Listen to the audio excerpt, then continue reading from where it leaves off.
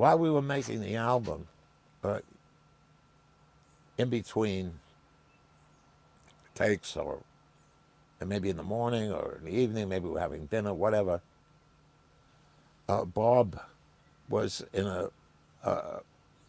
an evangelical mood, and he thought he would proselytize me. He said, like, did you ever get into this New Testament? I said, I've looked at it, but I'm more into that other one, that other uh, King George version, the earlier one, you know. And I said, Bob, I can remember my quote. So it must have been 14 years ago. I said, Bob, you're talking to a card-carrying 62-year-old Jewish atheist. Forget about it.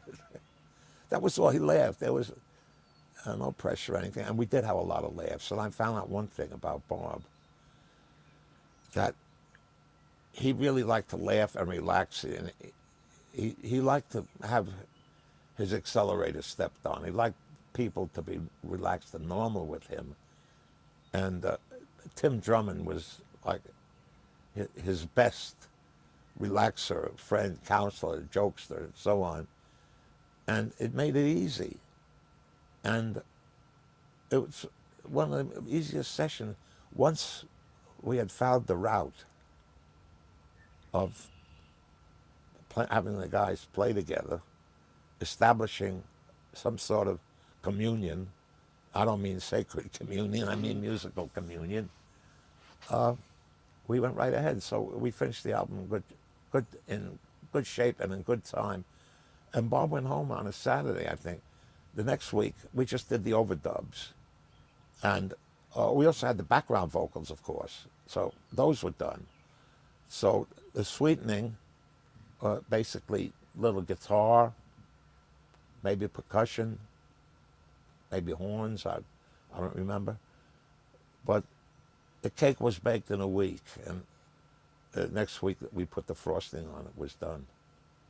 So what does that record mean to you in a career where you've worked with Aretha Franklin and Wilson Pickett and so many greats? What does that record, Slow Train Coming, mean to you in your Well, career? I guess it means a lot to me in terms of accomplishment. Not that I emerged with a good record, because I emerged, I'd like to say, with a lot of records that were worthy of repeated listenings over the years. But this is going to be self-serving now.